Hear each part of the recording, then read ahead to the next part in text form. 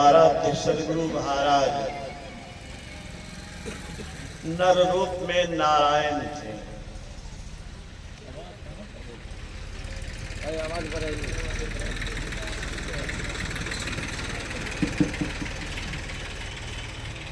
जिस समय गुफा में गए थे ध्यान करने के लिए, उस समय गंगा कई किलोमीटर उत्तर बहती थी और उनके रसोइया सेवक कई किलोमीटर से पानी लाते थे। लेकिन गुरु महाराज की साधना तपस्या का ये परिणाम हुआ कि गंगा गुरु महाराज के आश्रम के समीप पहुंच गई। जो उनके जीवन काल में गए होंगे वो देखे होंगे कि हम लोग किनारे के मकान में सत्संग भवन में जब जाते थे, 2 बांस नीचे पानी सटा हुआ बहता था, तेज धारा। लेकिन जब ये शरीर त्याग करके चले गए तो गंगा भी सुदूर चली गई। हमने श्री कृष्ण सीरियल में देखा था कि श्री कृष्ण जब शिशु के रूप में है और वसुदेव अपने मित्र के पास पहुंचा रहे हैं, तो वैसी स्थिति में जमुना उनके चरण स्पर्श करने के लिए उतावली हो रही है।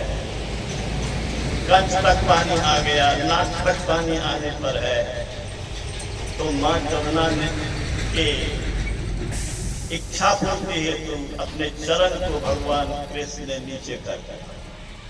गंगा भी गुरु महाराज के चरण स्पर्श के लिए व्याकुल होकर के आई और तब तक बही जब तक कि गुरु महाराज शरीर में रहे। तो बंधुओं, ऐसे महान संत ने श्याम सुंदर जी आज जब को उनके प्रेरक को भी आशीर्वाद दे दिया।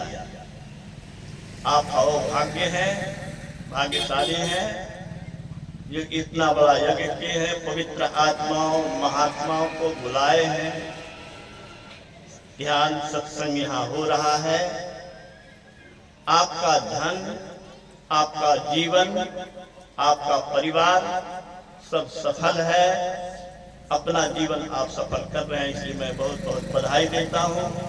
और मैं परमाराध्य की पावन जन्मभूमि से आए हुए स्वामी योगानंद बाबा का सर्वप्रथम अभिनंदन करता हूं।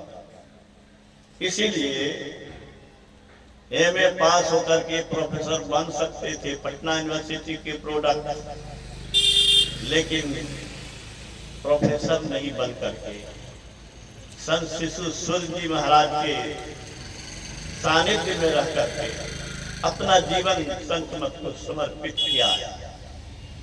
और संत शिशु सूर्य जी महाराज की यह विशेषता रही जो भरत का त्याग उसमें था।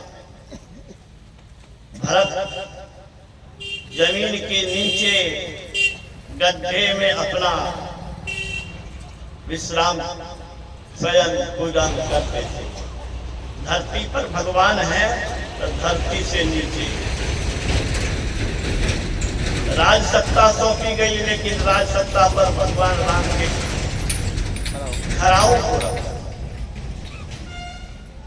संत शिशु सूर्य जी महाराज एक संत मत का अनोखा विलक्षण व्यक्तित्व, विशाल सत्संग भवन, लेकिन 7 हाथ की संची की टाट वाले कुटिया में वो अपना निवास रखते थे। गुरु महाराज उनको गेरुआ वस्त्र दिए थे,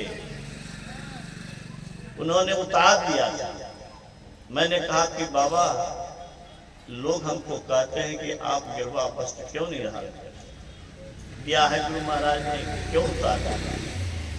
तो गुरु महाराज को इन्होंने कहा, सो हमको बताया था कि मैंने गुरु महाराज को कहा था कि मैं इस वस्त्र का अधिकारी नहीं हूं। तो गुरु महाराज ने कहा था, मन है तो पहनिए, नहीं मन है तो नहीं पहनिए। कभी प्रवचन नहीं करते थे। गुरु महाराज की वाणी, संतों की वाणी का पाठ करके लोगों को प्रेरित करते थे और कहते थे कि सौदा नहीं बिकेगा तो हम गठरी बांधे हुए चल देंगे। गुरु महाराज के साहित्य में दीमक नहीं लगने देंगे। मैंने कहा कि बाबा लोग आप हमसे कहते हैं कि उनको कहिए प्रवचन करने के, तो उन्होंने कहा कि देखिए गुरु महाराज से मैंने एक बार कहा था कि विनोबा भावे ने लिखा है कि मैं गीता के वातावरण में रहता हूं, मैं आपकी वाणी पढ़ूं सुनूं सुनवाऊं तो आपका वातावरण हुआ कि नहीं। तो गुरु महाराज ने कहा अवश्य। इस जवाब को सुन करके मैं कभी उनको आग्रह नहीं किया कि आप प्रवचन करें। मेरा दिल यह मानता रहा कि जब गुरु महाराज के वातावरण में वो रहना चाहते हैं तो उनके वातावरण से इनको हम अलग क्यों करने के लिए आग्रह करें। तो गुरु महाराज के वचन का पाठ उन्होंने किया और वही पाठ आज स्वामी योगानंद बाबा भी करते रहते हैं। और उनके प्रण को साहित्य को में दीमक लगने की जो बात कही थी उससे वंचित करके गुरु महाराज के प्रवचन को जन जन तक पहुंचाने में अपना जीवन लगा रहे हैं। मैं इनका इसीलिए सर्वप्रथम वंदन करता हूं, अभिनंदन करता हूं। और समय अधिक नहीं लूं इसलिए मैं एक ही शब्द में सभी महात्माओं का वंदन करता हूं। आप सभी आगंतुक सत्संग प्रेमियों का भी अभिनंदन करता हूं। भगवान कृष्ण ने कहा है द्वेषी हितैषी है न कोई, विश्व मुझ में एक सा, लेकिन भक्त मुझ में बस रहा और मैं भक्त के मन में बसा। भगवान कहाँ बसते हैं? भक्तों के मन में बसते। भक्ति भक्त भगवंत गुरु चतुर नाम बहु एक, इनका परवंदन किए नासै विघ्न अनेक। भक्तों के चरण वंदना से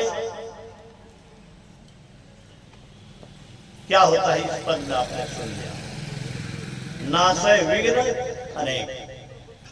भक्तों के चरण वंदना से भगवान प्रसन्न होते हैं और भगवान जिस पर प्रसन्न हो जाए उसका वाल वाका कौन कर सकता है।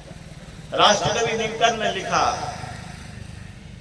भगवत कृष्ण की कर के छाह जहां है, कर हाथ की छाह जहां है, रक्षिका स्वयं अच्युत की बाह जहां है, उस भाग्यवान का भाग्य झार क्यों होगा, सामने किसी दिन अंधकार क्यों होगा। तो ये सभी भाग्यशाली हैं जो भगवान के भक्तों के भगवान के भक्ति में अग्रसर हैं।